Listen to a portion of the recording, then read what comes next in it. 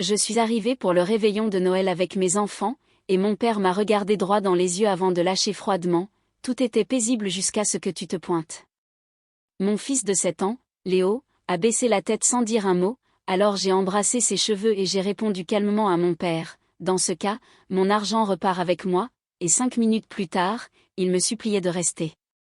Je venais de franchir le seuil de la maison de mes parents avec un sac rempli de cadeaux emballés, une bûche glacée industrielle achetée au supermarché et mes 2 enfants qui traînaient des pieds derrière moi comme s'ils savaient déjà que la soirée allait mal tourner. La maison n'avait pas changé, avec les mêmes guirlandes poussiéreuses des années 2000, la même crèche ébréchée où il manquait un roi mage, et ce même courant d'air glacial dans l'entrée parce qu'il refusait de réparer l'isolation. Je n'étais pas rentrée pour Noël depuis 3 ans, pas depuis la dispute concernant mon divorce, car mes parents n'avaient jamais aimé mon ex-mari mais m'avaient quand même blâmé quand je l'avais quitté, et même après avoir obtenu une promotion, acheté ma propre maison et remboursé le moindre centime de mes dettes sans l'aide de personne, je n'étais toujours pas assez bien pour eux. Je suppose que j'étais venue cette année en espérant un dégel, mais à l'intérieur, c'était déjà bondé. Les frères et sœurs de mon père riaient trop fort, vêtus de pulls rouges qui semblaient tous sortir du même bac de solde, mon oncle Gilles m'a fait un signe de tête, ma cousine Manon a chuchoté quelque chose à son copain en ricanant, et mon père, bien sûr, tenait audience dans son fauteuil inclinable comme un patriarche aigri qui pensait que le monde lui devait une médaille. Il m'a vu et n'a même pas feint un sourire, lançant son « Tout était paisible jusqu'à ce que tu te pointes », comme une grenade au milieu du salon, sans bonjour, sans joyeux Noël, sans câlin pour les petits-enfants. Léo, mon cadet, s'est figé alors qu'il tenait une carte faite main avec des bonhommes de neige et des étoiles qu'il avait dessinés pour son grand-père, et il l'a baissé lentement en regardant le sol comme s'il avait fait une bêtise.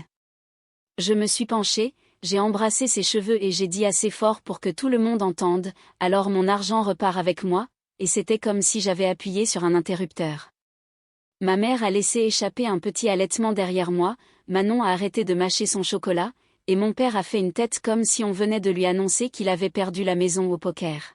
« Quel argent ?» a-t-il demandé, mais je n'ai pas répondu, j'ai juste sorti l'enveloppe épaisse de ma poche de manteau et je l'ai tenue en l'air, 10 000 € que je comptais leur donner après le dîner, une surprise pour aider à réparer la toiture, remplacer la chaudière en panne et refaire cette cuisine dont ils se plaignaient depuis mon adolescence. J'avais passé 6 mois à mettre cet argent de côté petit à petit, pensant que cela changerait enfin leur regard sur moi et qu'ils seraient fiers, mais au lieu de cela, j'ai déchiré l'enveloppe en 2 et je l'ai laissée tomber par terre. « Tu allais nous donner ça ?» a dit ma mère en retrouvant enfin sa voix, ce à quoi j'ai répondu, « Plus maintenant », avant de me retourner pour partir. Chloé, ma fille, était déjà à mi-chemin de la porte en essayant de ne pas pleurer, et Léo restait planté là avec sa stupide carte de bonhomme de neige, alors j'ai pris sa main et nous avons commencé à sortir. Nous avions juste atteint le porche quand j'ai entendu la porte d'entrée s'ouvrir brusquement derrière moi. « Émilie, attends !» a crié mon père, qui était sorti devant toute la famille, ce qui n'arrivait jamais, le visage pâle comme si le vent l'avait giflé plus fort que je n'aurais jamais pu le faire. Il a bafouillé, « Je n'aurais pas dû dire ça, je ne sais pas pourquoi je l'ai dit, s'il te plaît, revenez, ne partez pas comme ça. » Je suis restée là une seconde, puis j'ai dit, « Tu veux qu'on revienne ? Excuse-toi auprès de Léo, tout de suite. » Il a hésité, puis a regardé Léo et a dit, « Je suis désolé, bonhomme », puis il a croisé mon regard et a ajouté, « Je suis désolé, Émilie. » J'ai hoché la tête, puis je l'ai giflé, pas par rage, ni même pour l'humilier, mais juste pour marquer le coup, parce que parfois, une ligne doit être tracée avec plus que des mots. Nous sommes partis en silence, et pendant que j'attachais Léo dans son siège auto, j'ai entendu la porte se refermer derrière nous, personne n'est ressorti, personne n'a essayé de nous arrêter, mais pour une fois, ce n'était pas moi qui avais l'air petit en m'éloignant. Le lendemain matin, je me suis réveillée avec 9 appels manqués, 5 messages vocaux et 2 SMS de ma mère qui n'étaient que des émojis en pleurs et une photo du sapin de Noël. Léo et Chloé dormaient encore dans mon lit, enroulés sous la couverture lestée comme s'ils essayaient de se cacher du monde, alors j'ai fait du café et j'ai tout ignoré pendant un moment. Vers midi, mon oncle Marc s'est présenté à ma porte, je ne l'avais pas vu depuis les funérailles de ma grand-mère, mais c'était le seul de ce côté de la famille qui me parlait comme si je n'étais pas une ratée. Il se tenait là dans un gros manteau, tenant un sac en papier avec des restes de gâteaux, et il avait l'air de sortir d'une zone de guerre. « Ils sont en train de péter les plombs », a-t-il dit, je parie que ton père ne s'est pas tu depuis ton départ, il a essayé de faire comme si de rien n'était, mais tout le monde a vu sa tête après ta gifle, il est rentré s'asseoir et a fixé le mur. Il a fait une pause, puis a sorti autre chose du sac, la carte que Léo avait faite, un peu pliée car quelqu'un avait marché dessus, mais encore entière. J'ai pensé que tu voudrais récupérer ça, c'est la seule chose que ton père a ramassée par terre après ton départ. Je ne savais pas quoi dire, et pendant une seconde, j'ai cru que c'était le début d'une rédemption bizarre où tout le monde irait en thérapie et se ferait des câlins à la fin, mais Marc a secoué la tête et a dit, ne lui pardonne pas encore, il avait besoin de cette gifle plus que quiconque, et tout le monde est d'accord avec toi. Mes cousins m'envoient des textos depuis ce matin pour dire que c'était le meilleur Noël qu'ils aient jamais vu. Ce soir-là, même ma mère a envoyé un vrai message disant qu'il voulait parler, que les choses avaient dérapé, mais sans excuse, juste des justifications sur le stress, les problèmes d'argent, la maison, le refrain habituel. Je n'ai pas répondu car, à vrai dire, je me sentais bien, ni fière ni arrogante, juste stable, comme si j'avais enfin cassé quelque chose qui devait être brisé depuis longtemps. J'aurais dû savoir que ce n'était pas fini, car le lendemain matin, en sortant pour démarrer ma voiture, j'ai vu que le pare-brise était explosé, pas juste fissuré, mais en miettes, avec du verre partout, des empreintes de bottes dans la neige et la boîte aux lettres renversée comme si quelqu'un avait donné un coup de pied dedans en partant. Je savais exactement qui avait fait ça, car j'avais installé une petite caméra sous la lumière du porche à l'automne après que des gamins avaient abîmé nos citrouilles, et elle avait tout enregistré, mon père arrivant aux petites heures, regardant autour de lui, frappant ma voiture avec quelque chose, puis s'enfuyant en trottinant comme un adolescent à problème. J'ai appelé la police et 10 minutes plus tard, le lieutenant Morel est arrivé, il essayait de flirter avec moi depuis des mois à chaque événement scolaire ou réunion municipale, trouvant toujours une raison de venir me dire bonjour, mais cette fois, il était très professionnel jusqu'à ce qu'il voie la vidéo. « Vous voulez porter plainte ?» a-t-il demandé, et j'ai hoché la tête en disant « Absolument ». Il m'a regardé un instant puis a dit « Je vais m'assurer que ça aboutisse, il n'a pas le droit d'agir comme ça et de s'en tirer. » Le soir même, mon père était en garde à vue, ce qui lui a valu une semaine de détention provisoire plus des dommages et intérêts pour les dégâts, car le procureur a décidé de poursuivre vu que c'était flagrant, délibéré, et que ce n'était apparemment pas la première fois que mon père avait de tels accès de violence signalés. La famille a recommencé à appeler, mais cette fois c'était différent. Ma tante Martine m'a envoyé un SMS disant que ce que j'avais fait était courageux, et ma cousine Léa m'a laissé un message vocal disant « Tu as enfin fait ce que nous avions tous trop peur de faire. » Pour la première fois de ma vie, je n'étais pas la brebis galeuse, j'étais celle qui avait agi. Le matin où mon père est sorti de prison, je me suis réveillée tôt sans le vouloir, la maison était silencieuse et il faisait encore nuit, alors j'ai fait du café et j'ai regardé la vapeur s'élever de ma tasse devant la fenêtre de la cuisine. Léo et Chloé dormaient encore, enveloppés dans les couvertures qu'ils insistaient pour apporter dans ma chambre chaque nuit depuis Noël, quand mon téléphone a vibré avec un message de Morel. « Il est sorti, préviens-moi s'il s'approche de chez toi, on a tout documenté. » J'ai fixé l'écran un moment, réalisant que personne ne vous apprend quoi faire quand votre propre père détruit votre voiture et finit derrière les barreaux, mais il s'avère qu'une fois qu'on arrête d'excuser le comportement de quelqu'un, on arrête aussi de le craindre. Ce jour-là, personne de ma famille n'a appelé, pas ma mère, pas même ceux qui avaient fait exploser mon téléphone quelques jours avant, juste un silence comme s'ils attendaient de voir ce qu'ils feraient ensuite. Le lendemain matin, on a frappé à ma porte, j'ai regardé à travers les stores et j'ai vu l'oncle Pierre sur mon porche avec un sac en papier brun. Je l'ai laissé entrer, il a posé le sac sur la table de la cuisine comme s'il vivait là, a regardé la vaisselle dans l'évier, les dessins sur le frigo, le gant de baseball de Léo par terre, et a dit « Tu as construit quelque chose de bien ici », comme si ça le surprenait.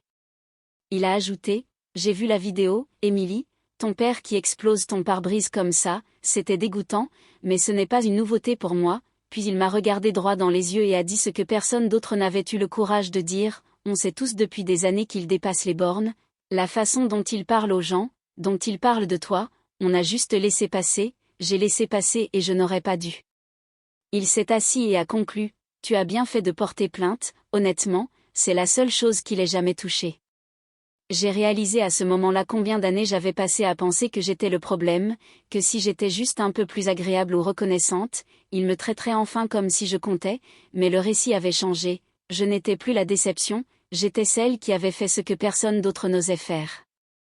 Plus tard ce soir-là, Morel est passé, soi-disant pour vérifier si tout allait bien et m'apporter des papiers pour l'assurance, mais nous savions tous les deux que ce n'était pas la vraie raison.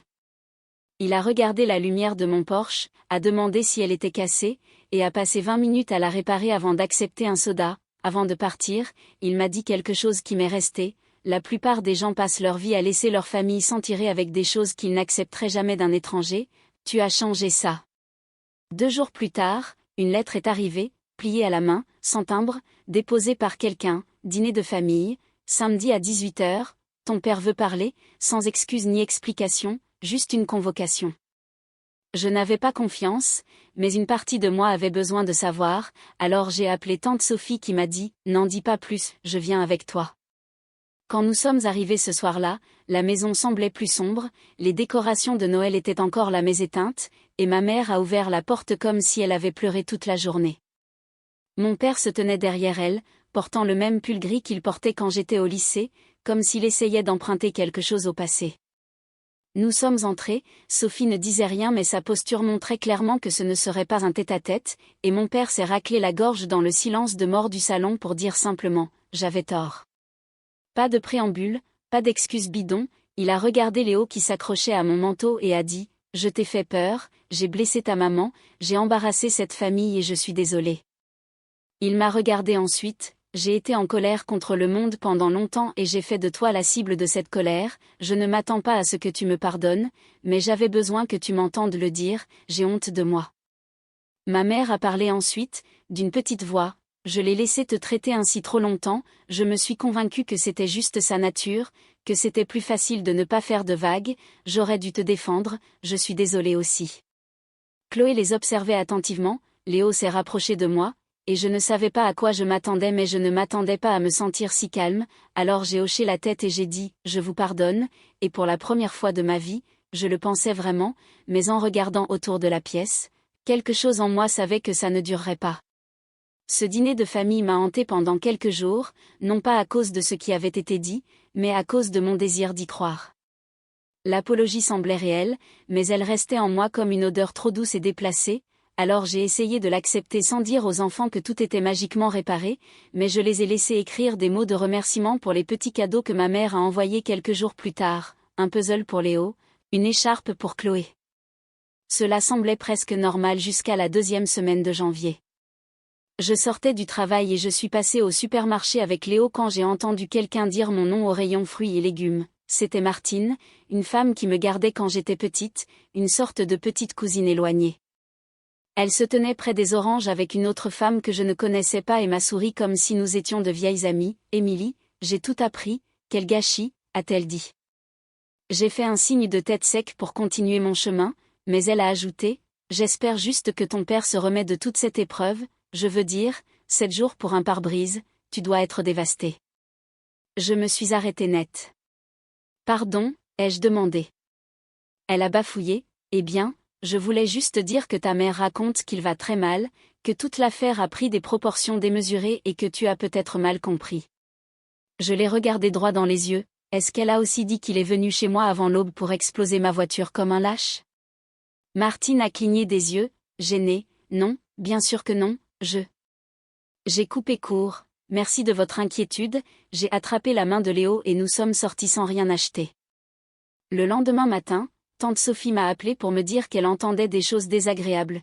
Ta mère est au téléphone avec la moitié de la famille pour leur dire que tu as coupé les ponts pour rien, elle joue la carte de on essayait juste d'arranger les choses, et ton père raconte au gars du bar qu'il est la victime, que tu as monté les enfants contre lui, que tu es instable et que tu as toujours eu des problèmes. J'ai fixé le mur, écœurée mais pas surprise. Sophie a soupiré: tu dois connaître la vérité même si ça fait mal, ils ne supportent pas que tu ne sois pas revenu en rampant, alors ils réécrivent l'histoire pour passer pour les parents blessés d'une fille égoïste. Leurs excuses n'étaient qu'une performance, un nettoyage de façade auquel j'avais cru une minute, mais cette fois je n'ai pas pleuré, je n'ai pas demandé d'explication, j'ai simplement coupé les ponts totalement, j'ai bloqué leurs numéros, supprimé leurs emails, emballé les photos de chez eux dans un carton au garage, et quand Léo a demandé, j'ai juste dit: nous n'irons pas les voir avant un moment, ce qui lui a suffi. Une semaine plus tard, j'ai croisé le lieutenant Morel à la vente de gâteaux de l'école, Il essayait d'avoir l'air d'un type normal en sweat à capuche au lieu du flic qui avait menotté mon père, et quand il m'a demandé comment ça allait, je lui ai dit la vérité, c'est étrangement paisible. Il a souri et a dit, tant mieux, tu le mérites, avant d'ajouter sans hésiter, si tu as besoin de quoi que ce soit ou de quelqu'un à qui parler qui ne dira pas que tu es instable, je suis là, et quelque chose dans sa voix m'a fait l'effet d'une porte qui s'entr'ouvre. Plus tard ce soir-là, assise sur mon porche avec un verre de vin, j'ai réalisé que je ne devais le pardon à personne simplement à cause des liens du sang, et je ne leur devais pas l'accès à ma vie ou à mes enfants. Mais le samedi suivant, mon téléphone s'est allumé avec un message de ma cousine Manon. Pour info, ils disent à tout le monde que tu étais invité à un dîner de famille ce soir et que tu as refusé de venir, la rumeur court que tu joues encore les instables. Instable, c'était le mot à la mode. J'ai appelé tante Sophie qui a confirmé qu'il y avait un dîner de dernière minute, que je n'étais pas invitée, mais qu'ils prétendaient que je les rejetais malgré leurs efforts de pardon. J'ai pensé à toutes ces années passées à attendre qu'ils me voient vraiment, et j'ai décidé de reprendre le contrôle de l'histoire qu'ils essayaient de tordre. Je me suis habillée, j'ai demandé à Sophie de me retrouver là-bas, j'ai déposé les enfants chez elle avec du pop-corn et un film, et à 17h55, je me suis garée dans l'allée bondée de mes parents.